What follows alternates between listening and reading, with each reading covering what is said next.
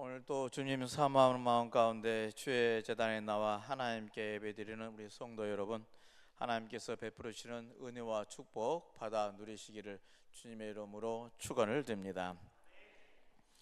오늘은 교단이 지정한 여러 주일이 함께 혼재되어 있습니다. 종료주일로 또한 씨뿌림주일, 4.19 혁명 기념주일로 우리를 예배드리게 했습니다. 교단에서 이게 부활주일이 이동하다 보니까 앞뒤로 오고 가고 하는데요. 오늘은 이제 그 앞서 종료주일과 겹쳐져 있습니다. 씨뿌름주일은 제정할 때 의미는 씨나락 담글 때, 고구 때 옛날에 보면은 고구에 씨나락을 담갔다 그러는데요. 요즘은 어떤가 모르겠습니다. 옛날 우리 농사 정사에서는 이 고구에 맞춰 다음 주가 고구인 줄 아는데요. 거기에 맞춰 씨뿌림주일이 제정이 되었고요. 작년에는 별도 있어서 그 의미를 깊이 새겨서 씨뿌림주일로 예배를 드렸고요. 또 이번 주 4월 19일 우리 4.19 의거 혁명 기념일이어서 함께 기념주일로 예배드리도록 되어 있습니다. 여러 이런 주일이 함께 겹쳐져 있는 오늘, 어떤 우리 농사력과 또 우리 역사에 의미가 있는 그런 날이 한 주가 있는 이 날, 이 겹칠 때면 아마도 우리는 신앙의 절기에 따라 초점을 맞춰가지 않나 싶습니다.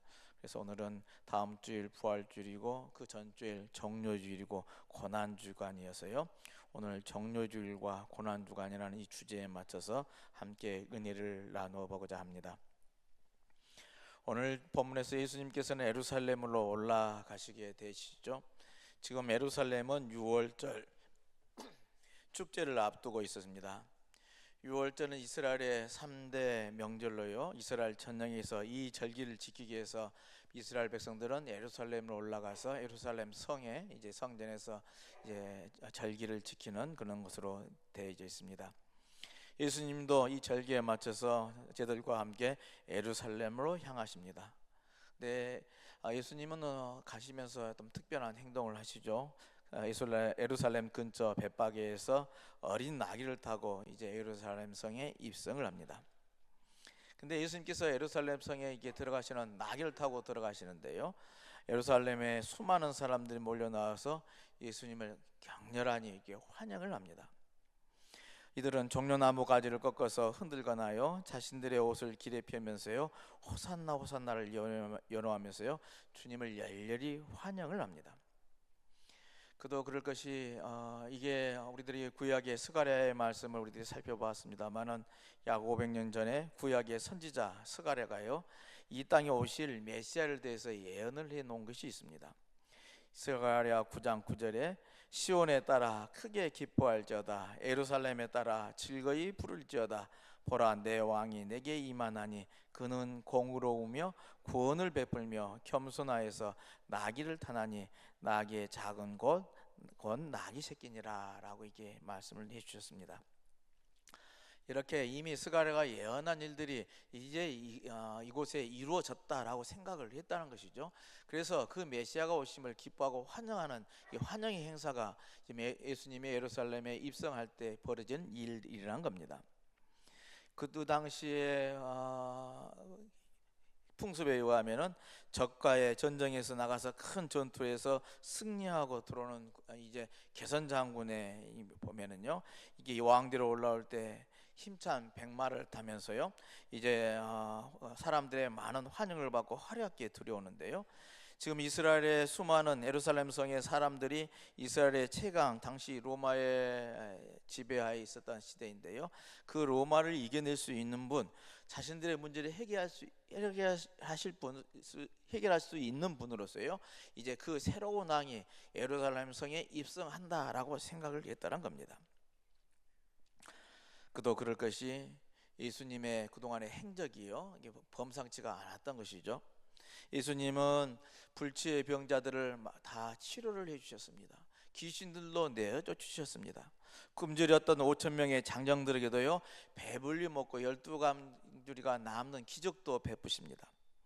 그들이 의식주의 문제, 먹고 사는 문제들을요 넉넉히 해결해 오셨던 그분이요 예루살렘 성에 입성하시니 이제 그가 새로운 이 역사를 바꾸실 분으로 환영을 하는 행사를 벌였다 하는 것이죠. 당시 존경하는 바리새인들은 겉과 속이 다른 외식적인 삶을 살았고요, 귀족들이 하던 사두개인과 제사장들은 로마의 정권에 아부하거나 돈에 눈이 어두워서요 백성들에게는 아무런 도움도 주지 못하더란 겁니다. 그런데 그들이 새로 나타난 이 메시아라고 믿었던 사람, 예수라는 사람이 그러한 일들을 해 주시더란 것이죠. 그들의 의식주의 문제를 해결해 주실 분, 그들이 구약에서 예언자들이 그렇게 외쳤던 메시아가 이 땅에 오셨다라고 생각을 했다는 겁니다. 새로운 힘을 가신, 이 능력을 가신 분, 모든 일을 해결하실 분, 참으로 왕 같은 왕의 메시아, 힘과 권력이 있고 군림하는 메시아가 오셔서 지금 로마의 압제로부터 허덕이는 이 백성들의 모든 문제를 해결해 주실 분, 그 메시아가 오셨다라고 생각을 한 것이죠. 메시아가 누굽니까? 기름 부음을 받아서 인간을 구원할 하나님이시의 하나님 상징입니다. 근데 그 메시아가 오셨다라는 이 생각, 그렇게 격렬하게 환영을 하는, 호산나를 부르면서 환영을 했다는 겁니다. 근데 예수님의 모습은 그들이 기다리는 그런 힘에 있는 그런 메시아의 모습이 아니더란 것이죠. 겸손의 메시아더란 겁니다. 인간을 구원하기 위해서 이 땅에 오신 예수님은요 출생부터가 이제 겸손의 모습으로 오셨습니다. 우리들이 아는 것처럼 이제 베들레헴 오실 때 말 구해 오셨던 분 아닙니까? 가장 천하고 낮은 자리에 오셨던 분이 바로 예수 그리스도라는 것이죠. 또 겸손이라는 것이요 힘이 없고 약하게서 할 수가 없어서 약한 모습으로 온 것이 아니라 자신의 얼마든지 할 수 있는 능력과 힘과 이것을 가지고 있는데 그 강함을 포기하면서까지요 상대를 섬기는 것이요 그게 겸손이더라는 겁니다. 그러기에 오늘 예루살렘 성에 들어가시면서 타셨던 그 나귀 새끼의 모습은요 그들이 기다렸던 흰 백마를 타고 당당하게 세상을 군림하는 그런 왕의 모습이 아니라 정말 낮아짐의 자세로 겸손과 평화의 상징으로 입성하시더라는 겁니다. 그러기에 주님께서 이 땅에 오신 것은 겸손이라는 섬김의 도구로 평화를 만드시는 주님의 계획대로 이루어져 가더라는 겁니다. 주님께서 만드신 평화는 그러기에 1차적으로는 하나님의 평화가 이 땅에 이루어지는 일입니다. 인간은 하나님과의 평화 없이요 구원도 없습니다. 주님은 이 평화를 이루기 위해서 하늘 보좌에 앉으실 분이 그 자리를 내놓으시고 인간의 육체를 입고 이 땅에 오셨다는 것이죠. 그러므로 그 삶 자체가 겸손의 모습이더란 겁니다. 그 다음으로는 이웃 간의 평화입니다. 하나님과의 평화가 개인의 구원과 연결이 되신다면 이웃과의 평화는요 이 마귀와의 전쟁에서를 의미한다 하겠습니다. 사탄 마귀는 어떤 역할을 합니까? 우리 인간들을 분열시키는 역할들을 합니다. 에덴 동산에서 아담과 하와를 분열시켰고요 가인과 아벨을 분열시켰습니다. 요셉과 형들을 분열시켰던 것이죠. 인류 역사는 그런 면에서 분열과 다툼의 역사라 해도 과언이 아닐 것입니다.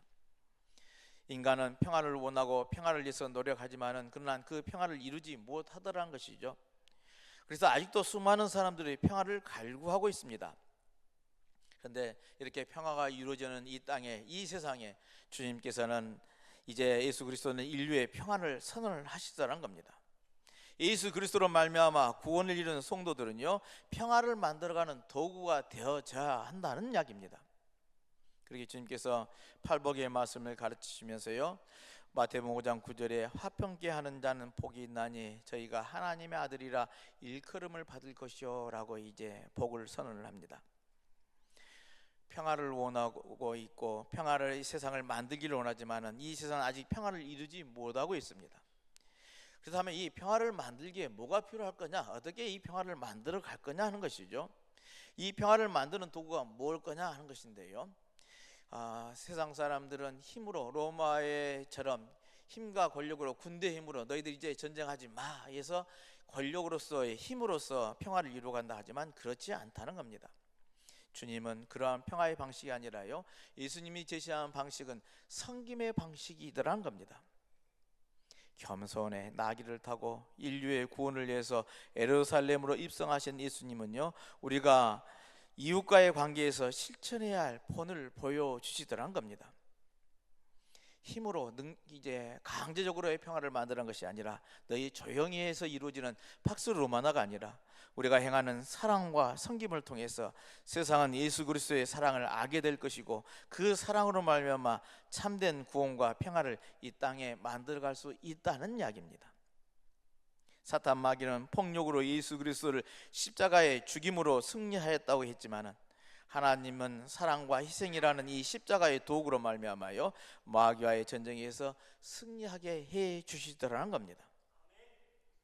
우리가 마귀를 이길 수 있는 길은 주님의 사랑과 섬김으로 이 이웃을 사랑하고요, 또 그들을 섬김으로써요 화평을 이루고요, 또 그들로 하여금 하나님의 사랑을 느끼게 하는 데 있다는 겁니다. 강제로 만들어진 것이 아니라 참으로 주님이 보여주셨던 이 섬김의 방식으로 우리가 평화를 만들어갈 수 있다는 것이죠. 그러기에 주님이 보여주신 이 사랑과 희생으로 이 땅에 평화를 만들어가는 신실한 그리스도인들이 다 되시기를 주님의 이름으로 축원을 드립니다. 겸손의 나귀를 타고 인류의 구원을 위해서 예루살렘으로 입성하였던 예수님을 향해 예루살렘의 수많은 사람들이 환영을 했다고 했습니다. 그들은 정년 아버지의 가지를 꺾어서 흔들고 겉옷을 벗어서 길에 펴면서요 호산나 호산나 하고 외쳤습니다. 이 호산나라는 말은요 우리를 구원하소서라는 뜻입니다. 시편 118편에요 여호와여 구하옵나니 이제 구원하소서, 여호와여 우리가 구하옵나니 이제 형통케 하소서 하면서요 기도를 합니다. 구약의 초막절 때 사람들이 제단을 돌면서 하나님께 간절히 기도하는 기도문이기도 합니다. 그러나 이들이 외친 호산나는요 예수 그리스도가 이들을 이루어갈 영혼의 구원보다요 그 당시에 현실적인 역사적으로 이루어져갈 그런 구원의 은총에 더 관심하더란 겁니다. 그들은 로마의 압제에서 힘들어하고 고통스러워하는 그들의 현실의 고난을 해결해 줄 분으로 주님을 고대하고 기대했다는 이야기입니다. 주님께서 그들의 현실의 문제를 알지 못했거나 또 해결해 줄 능력이 없은 분이었냐? 그렇지는 않습니다. 우리들이 예수님의 행적을 보아서 알듯이 얼마든지 행할 수 있는 분이시다는 겁니다. 능히 할 수 있으신 분이었습니다. 그런데 그럼에도 불구하고 주님은 그들의 바라고 원하는 그들의 모습대로 행하지를 않으셨습니다. 그들의 요구를 들어주지를 않았습니다. 주님은 그들의 요구와 기대를 어떤 의미에서는 저버렸다고 할까요? 그는 무기력하게 십자가를 짊어지고 그냥 골고다로 가셨습니다. 제자들을 비롯해서 예루살렘의 수많은 사람들은 그런 모습을 보고 실망하고 말았던 것이죠. 제자들은 도망치거나 주님을 모른다고 배반까지 했습니다. 가룟 유다는 노예 몸값에 불과한 은 30냥의 스승을 팔고 맙니다. 종려나무 가지를 들고서 흔들면서 호산나를 외쳤던 예루살렘의 수많은 무리들도 며칠 사이에 돌변하여서요 그 주님을 십자가에 못 박으라고 빌라도에게 외치고 맙니다. 이렇게 당시 그를 기다렸던 많은 수많은 사람들의 기대와 저버리게 십자가로 짊어지고 나가신 주님의 모습에 많은 사람들이 배반하고 그리고 등을 돌렸지만, 그러나 주님은 그의 마음은 변하지 않더란 겁니다. 주님은 그가 이 땅에 오신 궁극적 이유를 알고 있었기 때문에 그렇습니다. 그가 가야 할 길이 무엇인지 분명하기 때문에요 그들이 요구하는 것을 들어주지 않더라도 그가 가야 할 그 길을 가더란 겁니다. 주님의 머릿속에는 오직 한 길밖에 없었습니다. 무슨 길입니까? 오직 십자가의 길뿐이더란 겁니다. 정려나무 가지를 흔들면서 현실의 문제를 해결해 달라고 외치는 이 예루살렘의 무리들의 외침 소리가 있었지만, 그것을 들었지만 그들의 외침대로 가지를 않더란 겁니다. 주님께서 왕이 될 것으로 알고 지자들이 나는 오른편에 너는 왼편에 서야 할 뜻도 있었지만, 그러나 백성들이 원하는 그 모습대로 그런 길로 가지를 않더란 겁니다. 그리고 그야 가야 할 길, 당연히 모든 사람들이 가기 싫어하는 고난의 길이요 십자가의 길을 향해 나아가시더란 겁니다. 오늘 우리는 우리를 위해 나귀를 타시고 십자가에 죽으려 예루살렘에 입성하셨던 이 주님의 사랑과 겸손과 희생을 다시 한번 깊이 묵상하고 마음에 담기 바랍니다. 아무도 이해하지 못하는 이 십자가의 길, 그러기에 애롭고 고통의 길이었을 것입니다. 그러나 오직 우리를 구원하려는 주님의 사랑이 어떤 유혹도 어떤 고통도 능히 이길 수 있었고 감당하고 그 길을 가시더라는 겁니다. 사도 바울은 오늘 빌립보서에서 2장 5절에서 예수님이 우리에게 보이신 그 자세를 본받아야 한다라고 권면을 합니다. 개역성경에서는 예수님의 마음을 품으라라고 되어 있고요, 다른 번역본에서는 예수님과 같은 태도를 가져야 한다라고 기록을 하고 있습니다. 예수님께서는 본래 하나님의 모습을 지니고 계신 분이었지만 하나님과 함께 동등하게 되려는 그 생각을 버리시고 사람의 몸을 입고 이 땅에 오셨다는 겁니다. 그리고 오히려 자기의 모든 특권을 버리시고 종의 모습을 취하셔서 우리와 똑같은 인간의 모습이 되셨습니다. 그뿐만 아니라 주께서는 훨씬 더 자기를 낮추셨어요. 아무 죄도 없지만 죄인들이 져야 할 그 십자가를 짊어지고 가셨고 그 십자가에 달려 돌아가시더라는 겁니다. 다시 말해 우리가 본받아야 할 주님 모습은 이런 겸손한 자세라는 겁니다. 이사야 선지자가 이미 예언했던 것처럼 예수님은 때리는 사람들에게 등을 내주시고 턱수염을 뽑는 사람에게는 뺨을 내맡기셨습니다. 고문하는 자가 욕하고 침을 뱉어도 얼굴을 가리거나 피하지도 않으셨습니다. 한마디로 말해서 예수님에게서 자존심이라는 것은 눈꽃만큼 또 찾아볼 수가 없더라는 겁니다. 세상 사람들은 그처럼 예수님을 향하고 욕하고 침을 뱉었지만 하나님께서 그를 높이 들려 올리십니다.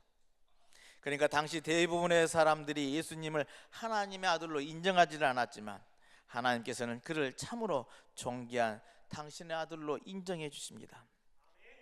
바울은 말하기를 빌립보서 2장 9절에요, 하나님은 그리스도를 하늘 높이 올리시고 모든 이름 위에 뛰어난 이름을 주셨다라고 했습니다.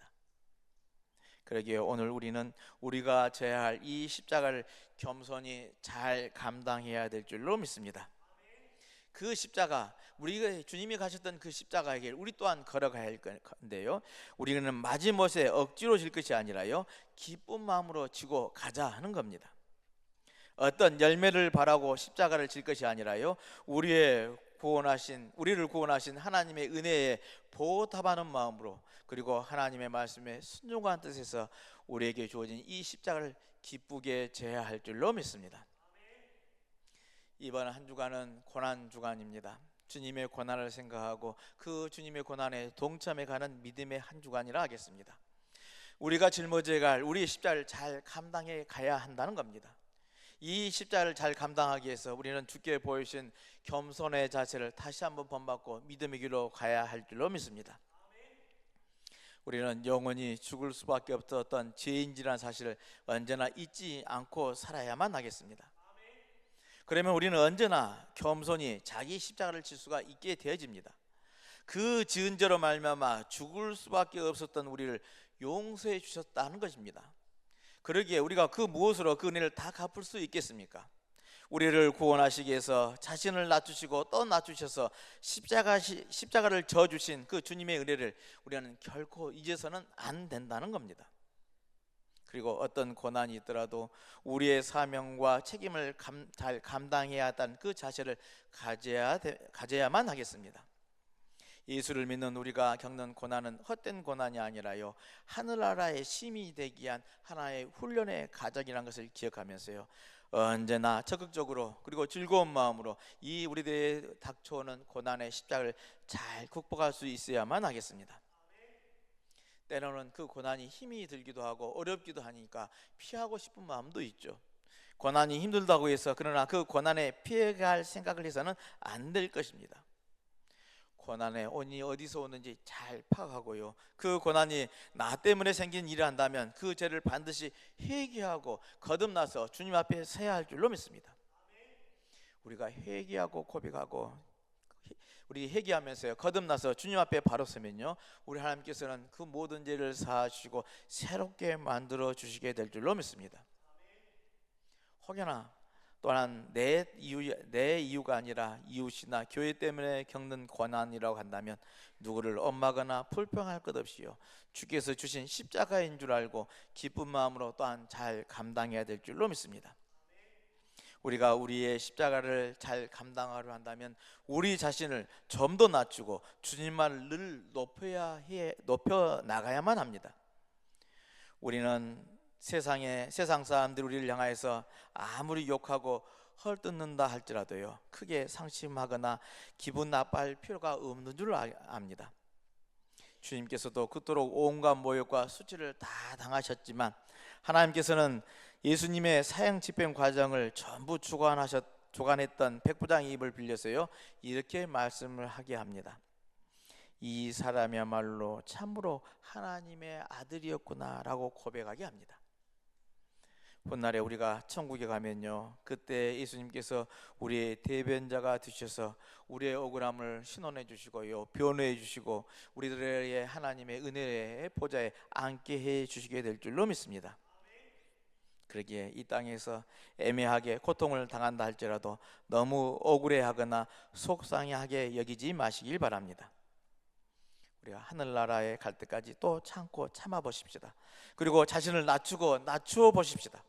예수님께서는 그 죄인자가 하나도 없는데도 불구하고 그 십자가를 짊어지고 또 고난의 길을 가셨고 십자가에 달려 죽기까지 하셨습니다. 하지만 사람들이 엉터리 없는 말로 우리를 모함하고 정죄를 한다 할지라도 주님께서 아무 말씀도 하지 않고 감당하였듯이 우리들이 짊어질 이 십자가를 지고 죽게 나가는 귀한 믿음들이 되시기를 바랍니다. 그러기에 오늘 또 누가 뭐라 한다든지 우리에게 주어지는 말에 그런 마음을 쓸 필요가 없는 줄 압니다. 오직 내게 주어진 십자가가 무엇인지 바로 알고요, 그 십자가를 성실하게 잘 감당하도록 이 믿음의 길을 온전히 걸어가시길 바랍니다. 이번 주간은 고난 주간입니다. 주님의 고난을 다시 한번 생각하고 묵상하고 그 주님의 십자가를 향해 믿음의 길로 나아가는 귀한 믿음들이 되시길 바랍니다. 그 주님의 십자가는 우리를 위해서 당신을 희생 제물로 내어주신 십자가입니다. 당신의 보혈을 흘리신 십자가다란 겁니다. 바울은 예수 그리스도의 남은 고난에 대해서 말씀을 합니다. 그리고 그의 몸된 교회를 위해서 자신의 육체를 채운다고 고백을 했습니다. 그리스도의 남은 고난, 오늘 우리들이 감당해야 될 줄로 믿습니다. 주님께서 다 하지 못한 그 남은 고난을 우리들이 감당하는 것이 이 고난 주간 우리들이 행해야 할 일이라는 겁니다. 바울도 그의 생애를 다해서 그 고난을 감당을 했습니다. 우리도 우리에게 주어진 이 생애를 통해 주님의 남은 고난을 채우기를 소망합니다. 우리들에게 남은 고난이 어떤 것이 있겠습니까? 내 주변에 불신 가족이 있고 친척이 있습니까? 그들은 우리가 감당해야 할 남은 고난이 되게 될 줄로 믿습니다. 내 주변에 고통당하는 이웃이 있습니까? 그들을 사랑하고 섬기는 것이 그리스도의 남은 고난일 수도 있습니다. 교회에서나 직장에서나 내가 필요로 하는 하나님의 사역이 있습니까? 그것 또한 내가 감당해야 할 그리스도의 남은 고난이라 할 것입니다. 여러분, 이런 고난에 동참하시기를 바랍니다. 그것이 주님을 가장 높은 곳에서 찬양하는 찬양의 삶이 되게 될 줄로 믿습니다. 나눔과 희생 없이 주님의 남은 고난에 동참할 수는 없는 일입니다. 주님이 하셨던 것처럼 당신을 내어주시고 자신의 삶을 내어주고 희생했던 그 주님의 십자가에 우리 또한 동참할 때 주님의 고난에 동참하게 될 줄로 믿습니다. 그러기에 주님께서 기뻐하신 일이라면 주저 말고 순종하는 신실한 주의 백성들이 되시길 바랍니다. 종료제를 이 기쁨으로 주님을 맞이하고 이 고난주간 주님의 고난에 함께 참여하면서 참으로 하나님의 나라를 이루기까지 주님이 걸어가셨던 이 십자가를 향해 온전히 걸어가는 복된 한 주간이 되시기를 다시 한번 주님의 이름으로 축원을 드립니다.